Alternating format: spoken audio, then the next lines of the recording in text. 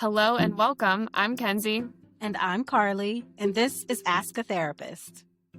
Each week, we explore life's most relatable questions, from relationships and boundaries to burnout and self-worth, all through a therapist's lens.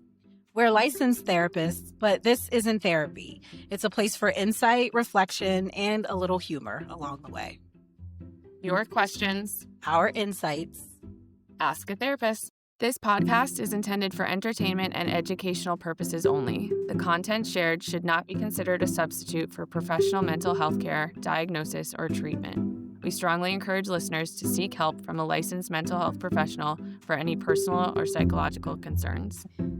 Any advice or commentary offered is based solely on the information provided. As such, we cannot guarantee any specific outcomes, and the feedback given should not be interpreted as professional mental health advice. If you are experiencing a mental health crisis, please call 911, 988, or 211. Hello, and welcome back to Ask a Therapist. Thank you for coming back. I'm glad that we didn't scare you away. We are going to kick it off with an icebreaker question that someone from our social media provided. So thank you to everyone who replied to that. Our icebreaker question today is, Kenzie, what is your biggest irrational fear? Irrational fears are tough because, man, they really feel real. Mm-hmm. I would say that my biggest irrational fear, it used to be sharks. It has since switched to alligators. Wait, Kenzie, I don't know that either of these are irrational. Those seem like completely legitimate fears. But please continue. Well, thank you. That validates my fears. I feel like they are irrational because, like, when am I going to see an alligator? Like, when is that actually going to happen? But I got into this loop where I watched an alligator attack on social media, and then now there's so many of them. There are so many. So in my mind, there are alligator attacks happening constantly, and I'd say it is rational in Florida. There we go. Yes, that is fair. And your algorithm is like, oh, she's eating these up. Let's send her more. Exactly. Yeah, good. Well, mine, I think, are a little more irrational, but Right. So I have two. And similar to yours, like one is not as much of an irrational fear anymore, but it still like kind of lives in the back of my mind. So a big irrational fear that I used to have was small talk. Like I get so uncomfortable in like very light, like conversations about surface things. So I always joke that like part of the reason I became a therapist was so that I could ask like deeper questions and not have to like deal with the fluff.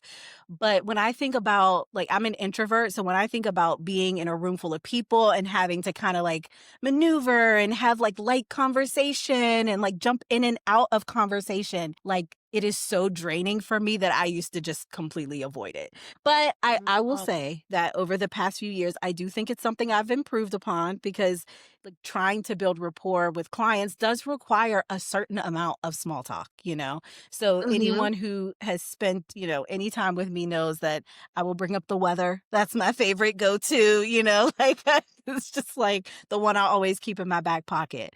But my ever-present irrational fear is centipedes. Like I live where I live in Pennsylvania, like they're a thing here. And as a kid and even now I live where there are like a decent amount of woods. And so apparently they are good bugs to have, kind of like spiders. Like I'm afraid of spiders too. But they like, kill they eat other bugs. They really they're not poisonous, they're not harmful, but they look hideous and they terrify me. And so I like refuse to kill them. They get really big and they take me completely out of my element. So those are my irrational fears.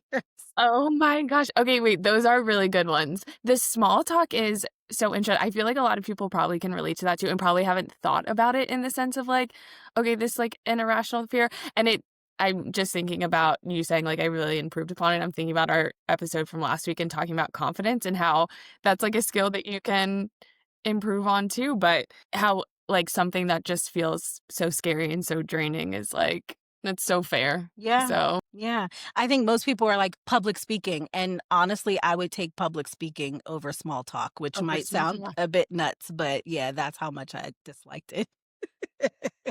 Well, you could have fooled me. I feel like you are really, exposing yourself to that fear. Thank you. Thank you. Yeah, so Yes, I am yes, excited to dive into our question today. So yes. yeah, Kenzie, why don't you kick us off? Okay, awesome. So we have another great question today. I'm excited to kind of hear your thoughts on it and see what comes up for us with this. So we had a listener submit this question and they asked, how do you handle having friends that are great friends to you, but don't love how they act towards other people? But you don't love how they act towards other people, right? Yes, Yeah. yes, Okay. yes. Yes. Um, I love this question, and also it is so broad that answering it, I feel like I have like a spectrum of answers, if that makes sense. So my initial thoughts about this is it really depends on the situation. Like, Hmm. it depends on what you're observing in the other person that you don't like, what it is about the way that they're maybe treating other people. And for me, it depends on like how that informs your ideas about their character. Because Hmm. people are nuanced. Every person, like you catch them on the wrong day, and you might see a side of them that does not really reflect their larger character. But I am a believer in like when people show you who they are, believe them. And so if someone is showing up in front of others in a way that's off-putting, that is at least one facet of their character, and it might say something about who they are as people. So Sure. that was my initial thought, was like, what are the circumstances? What are you observing? And what do you think that says about their character? I'll pause there. Do you have thoughts about that? Yeah, absolutely. That's a part to pay attention to. I think that my initial reaction to this question was one of discomfort, and I'm just thinking about that is probably how the listener is feeling as well, is like, this is kind of uncomfortable. I really love this person. They're a great friend to me, but I really don't like how they act towards other people. And so, to your point of this being a pretty broad question, there were so many follow-up questions that I wanted to ask. Yeah, And same. obviously, if we were in session together, we would be. But I think that my first thoughts were just getting curious around the listener's experience and encouraging them to get curious around their own experience as well. So asking themselves, like, what's coming up for me? What am I feeling? When am I noticing this happen? How do I respond in this moment? What's upsetting me about this? And a part of that might be, this is going against my values. This is going against, my character. Who I want to be, how I want to present and show up in my life. And I think just being able to name those feelings of what's coming up for you helps you have a better understanding and a better response to it, and a better understanding of like, what are my values and is this aligning with me and the people that I want to have in my life. Yeah, 100%. So that brings to mind like birds of a feather flock together. And part of what I'm wondering is like, is some of the concern that if someone else were to observe this behavior, they might assume that you co-sign or think it's okay, because you're with that person and you all are cordial. And so is there like this implied approval of the behavior that you're concerned will be given off? Because I mean, I think that's a fair consideration. I'm also thinking about like how our friends' decisions, like how much weight we should put on that, or like even what our responsibility is in that. Because I find that context really matters. And sometimes there can be maybe some history there that you're not aware of. And so I'm thinking about like, maybe you have a friend that when you observe how they speak to a sibling, you're like, that seems really rude or inappropriate. But like, their sibling relationship might have a history to it that you're just not aware of. Maybe there are inside jokes, maybe there are elements of their family dynamic where that's normalized. And while it doesn't necessarily mean that you have to accept it, and just say that's how they are, it could inform why the person is showing up that way. Or I think about like someone who maybe doesn't have a good relationship with their parents. And for some people, like respect for parents is a non negotiable. And so you might hear Uh-huh. someone speak to a parent in a way that you find disrespectful, but maybe that person's relationship with their parent is a little bit different than yours, right? And so that's why I Uh-huh. say like context really matters in these because sometimes as friends, we can make judgments about what a person's behavior means. But I think when we're doing that, what we're kind of saying is like, if I did this, this is what it would mean for me. It's possible that it means something different for someone else. You know what I mean? I think that's such an excellent point. I think it's really and not something that I thought about, but absolutely the context of what do you know, what do you not know? And I think something else to focus on in this question is they said they're a great friend to me. They are this like wonderful friend to me. And so also recognizing that that is a part of their character too. And I was thinking about this listener almost using that. If you have such a strong friendship. One, that means that they're capable of treating people really well. If they're a great friend, then they're probably in some ways showing up for you in a way that you really appreciate, that you really love. And so that is also part of their character and something that can be used to highlight and strengthen of kind of like, hey, I love how you talk to me, how you show up for me, how you support me, kind of using that as like a starting point. And also like, if you are really great friends, if you really care about this person, does that then open up the door for a conversation around, "Hey, when you tell the waiter, 'Leave us alone,' it makes me feel kind of uncomfortable. Like, you're such a kind person, and I don't think that you intend to be rude in that situation, but here's how I interpreted it. Here's how it made me feel," kind of using those "I feel" statements to communicate what you might be feeling. Yeah, so you're bringing up a great point, which is kind of what I was touching on a little bit. Like, what is our role as a friend? Do you feel like it is your responsibility to point that out to a friend, or does it matter like how long you've known each other, or what, or whether this is like a close friend from college versus a Yeah. coworker, or you know what I mean? Like, I think those lines sometimes get a little blurry where some people feel very, very strongly that if you are a friend to someone, it is your responsibility to speak up if you Yeah. see them like behaving in a way that you think isn't, appropriate or helpful. And there are other people that really feel like that's not your place. I'm curious, where I see this come up a lot is in judging people's relationships, like their romantic partnerships. So you might have a friend that you think speaks to their spouse really disrespectfully, or Yeah. maybe they're not honest and transparent with a spouse, and kinda like, what is your role in that? Or is it your job to say something to them about that, or to just decide if you can be friends Sure. with them or not? So I'm curious to get your take on the responsibility as a friend. Yeah. I think that responsibility is an interesting word. I don't know that it's a friend's responsibility. And I Okay. think that what comes up for me, and I don't know that this is the right answer, this is just how I view it. If I'm with a friend and I don't like how they act towards other people, if it's impacting me, if I'm like, you know what, I don't really want to go out with this person, I don't really want to spend time with this person in the company of others, or it's impacting our friendship in some way, I I think then it's my responsibility to advocate for myself and say, "Hey, this is making me uncomfortable." I don't know, if they were speaking to their spouse in a way that I didn't necessarily agree with, but it's not really impacting me. I don't think it's then my responsibility to come in and be like, "You need to be kinder to, your significant other." But if I am spending significant time with them and I'm kind of seeing this and I'm feeling uncomfortable and I feel close enough to this person to say like, "Hey, here's what I'm witnessing, here's what I'm feeling." I think as long as it's essentially about you and your experience and not you're doing this wrong, externalizing it and kind of putting it on them.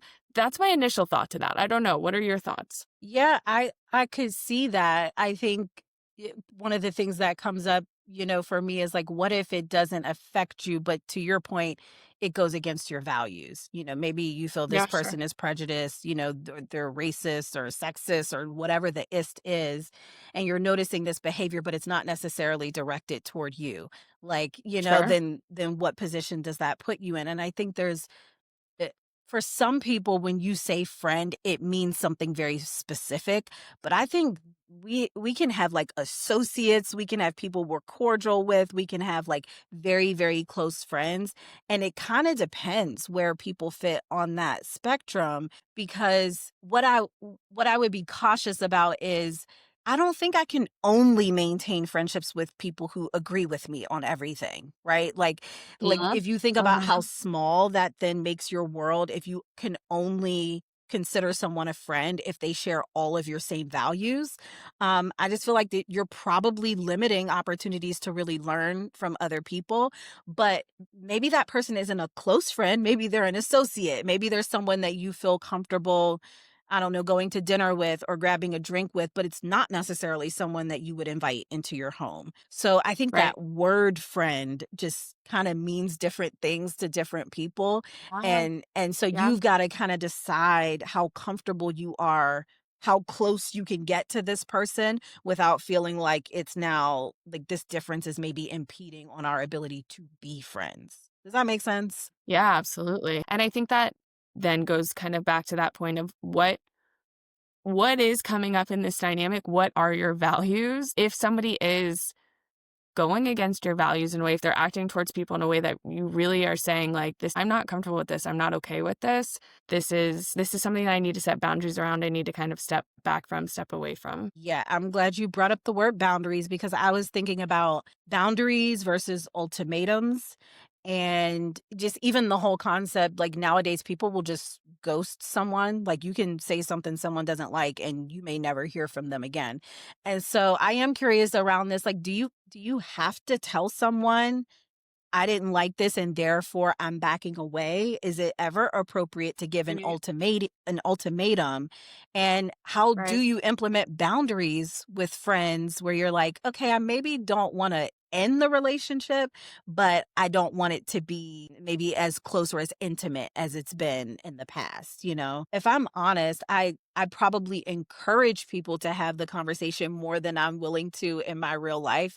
That's really the Sure, truth. sure. And I consider myself a relatively direct, maybe not confrontational, but a relatively direct person. But Yeah. it is hard to tell someone who's maybe committed to how they feel on a particular topic, like, I don't vibe with that. Like, that, I just don't like it. Like, sometimes it's not necessarily right or wrong. It's just like, not my thing. And being Sure. able to communicate that can be hard because sometimes people want an explanation. Sometimes people want a debate about the right or wrongness of something. And so, if I'm honest in my personal life, I am probably more likely to just create more distance. And like, I can set a boundary and not necessarily communicate it to people.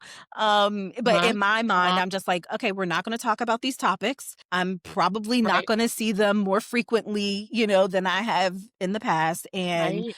Right. if this comes up, I'll probably just either change the subject or then we're going to be having a different conversation. you know? Sure, sure. I think that that's, it's super relatable, like, that I love being able to effectively tell somebody, "This is how I'm feeling, this is what's coming up," in a way that helps you feel more connected and not, more distant, and I do think that that's a skill, and I think that that's kind of a wonderful thing to do. That does not mean that it's easy, and I think that sometimes you're right, it is almost easier to just, like, quietly and slowly back up a little bit than to have those conversations, and I think sometimes you also just have to feel it out, like, to your point too, if an acquaintance does something and I'm like, I'm probably not gonna, like, call them up and be like, "Hey, this is how you made me feel, and this is, uncomfortable." If it's a really good friend and that's a relationship that I care about fostering and wanting to keep in my life, then I would say that it's a little bit more important to have that conversation and not just shy away from it and put up walls with that person, if that is somebody that you really want to continue to have in your life. Yeah. Yeah.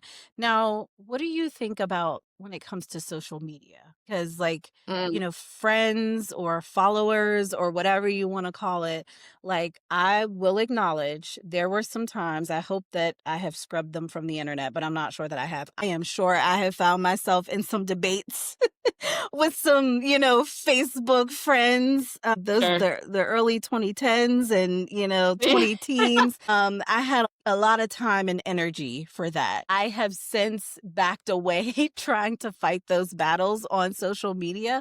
But what do you think about that when your connection is maybe virtual, and you can potentially find yourself in some like debates that are in public for the world to see? Oh, this is hard. Here's my first initial thought to it. I am a firm believer in you have to be willing to like in some ways you're going to have to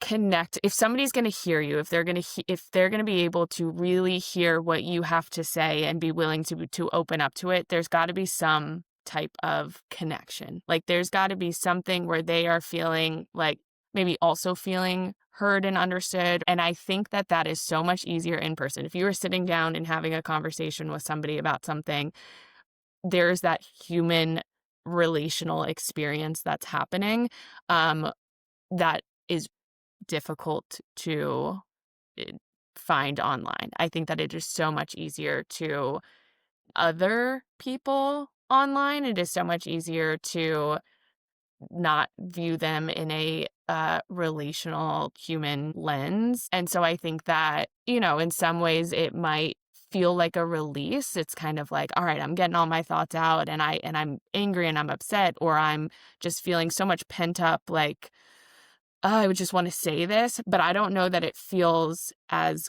good afterwards as actually sitting down, having that conversation, and feeling connected to somebody. That is my thought. What are Yeah. you thinking? Yeah, no, I'm with you. I agree that the in-person conversation and sometimes even just the one-on-one conversation is ideal, and I also think so much of our interactions these days is online, Sure. especially for younger people. I know that there are Yeah. plenty of people who still will pick up the phone and make a phone call, but I mean, quite honestly, if you just call me out of the blue, I'm like, "What are you calling me?" Like, text me or something like, "Whoa, this is very intimate," it feels. So I don't know that we're having as many of those in-person, one-on-one, face-to-face, or, just a phone call. I don't know that we're interacting that way anymore. And so, like, sometimes you discover things about a friend through their online presence. Like sometimes Yeah, you're like, this is very different than how I experience you. yeah, When we hang out, we have a great time. I had no idea that you held some of these views or that you felt so strongly about this particular topic. And that can be awkward too, like addressing something in person that maybe someone said online. They might be like, that, I was just trolling, or I was just, and you're like, but no, do you really feel that way? Do you really agree with that? mm, yeah. Do you recommend, like, if you see something that somebody posts online that doesn't align with your values, and again, it's almost, you can even still have that experience of like, oh, people know that I'm friends with this person. Like, what are they gonna think or say about me?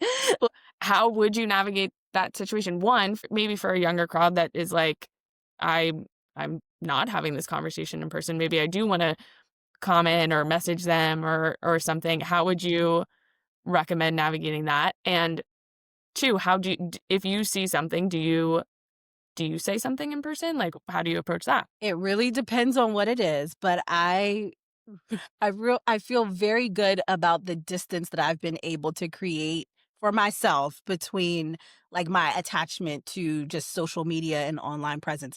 There was a time where like I felt compelled to take on that fight.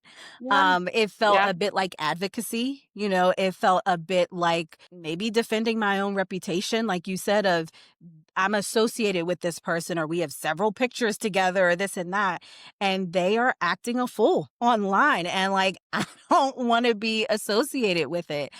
I think that now I am much less likely to do that. But I think there's like this line where it can become a little bit controlling. Like who are you to say what another person can or cannot post, should or should not post? But again, if part of your concern is that it's reflecting things about their character that's making you maybe question their values or whether or not you want to be associated with them, then I would probably recommend, and I also am probably more inclined to say, like, I'm at least going to ask some questions.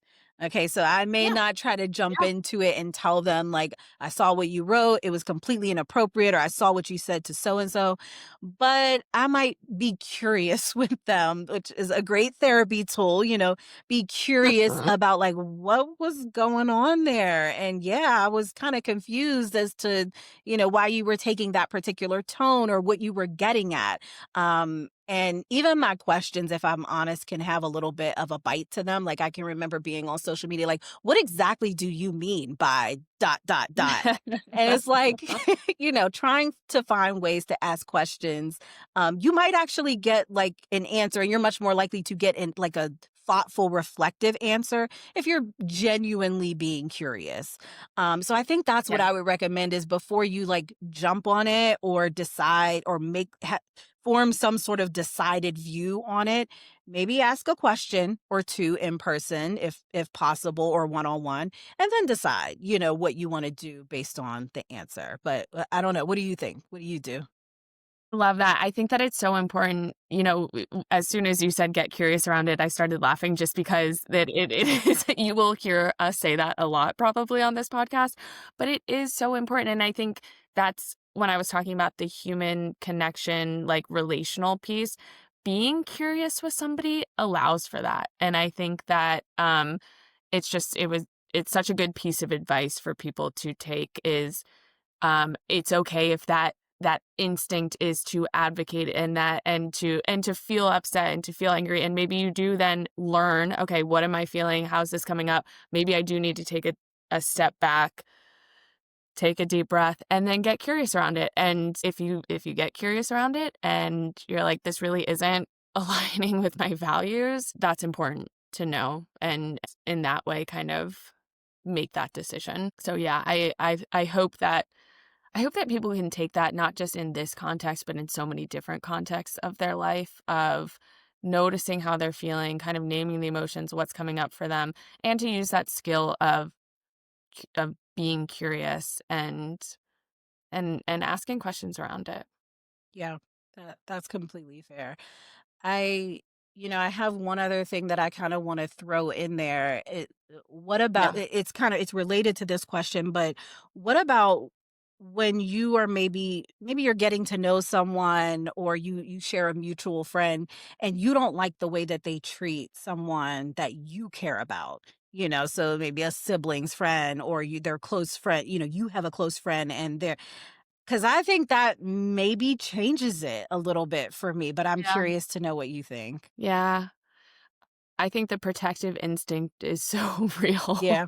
Like, and sometimes it's so much easier to protect other people than it is to protect ourselves. Yep. Like, it's almost like, "Oh, this person's not very kind to me, like, I can handle it.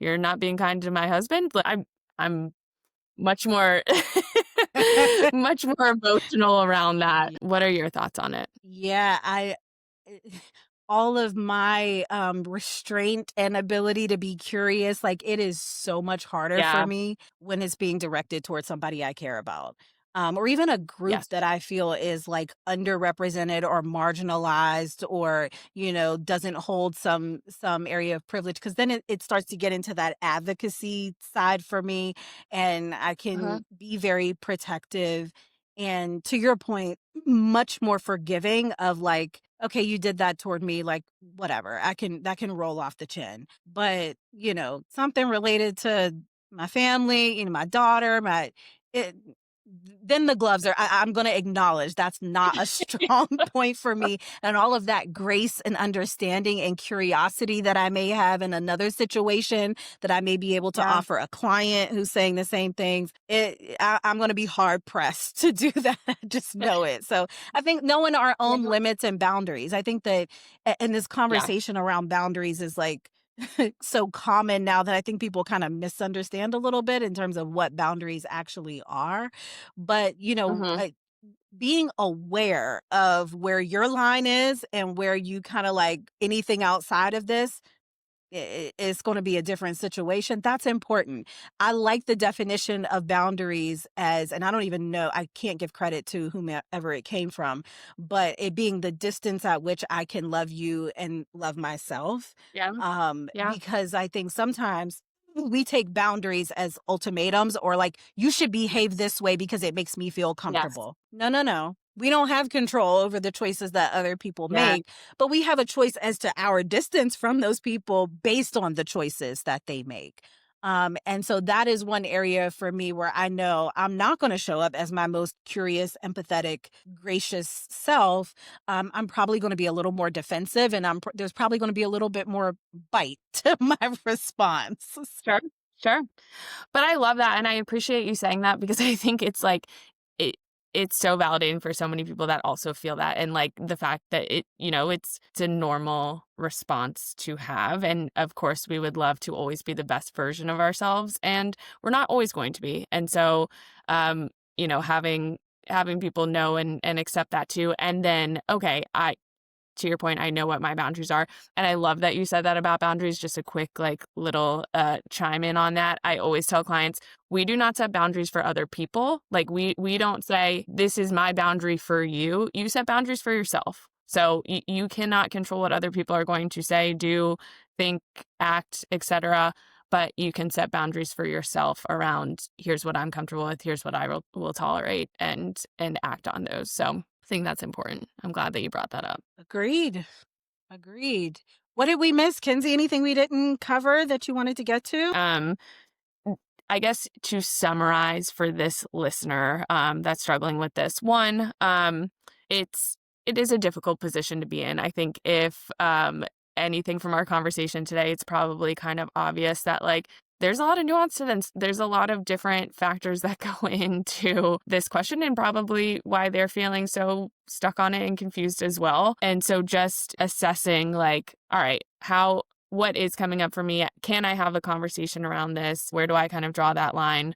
Um, and hopefully, if nothing else, this helps you just expand that thought process a little bit more, and kind of think about what it is that you want out of this friendship. Fair. Yeah, I like that. I think the only thing I would add is that there doesn't have to be a blanket rule for everyone. So be okay with the fact that you may have to figure this out case by case, situation by situation, Mhm. friend by friend.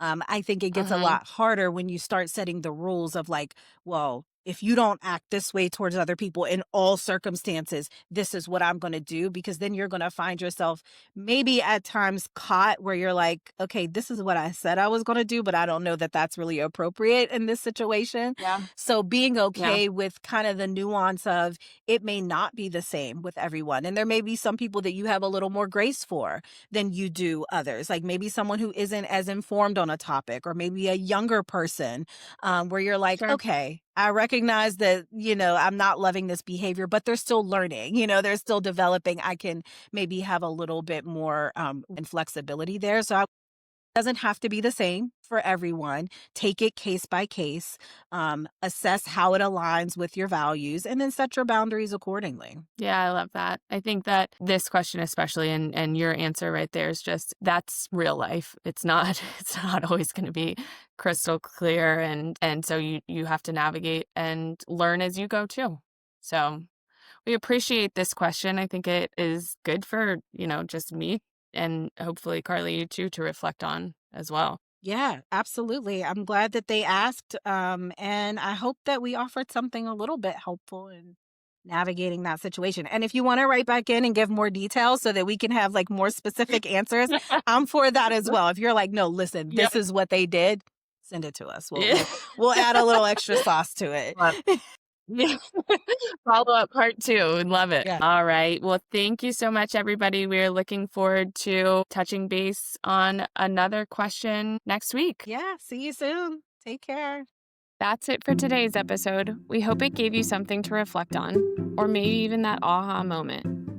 If so, you know the drill. Rate, review, subscribe, and don't forget to text it to the group chat. Remember, sharing is caring. If you have a question you want us to tackle, big or small, we want to hear it. Email us at info@askatherapistpod.com or slide into our DMs on Instagram at askatherapist_pod. You bring the questions. We'll bring the insight and probably a metaphor or two. This is Ask a Therapist. See you next time.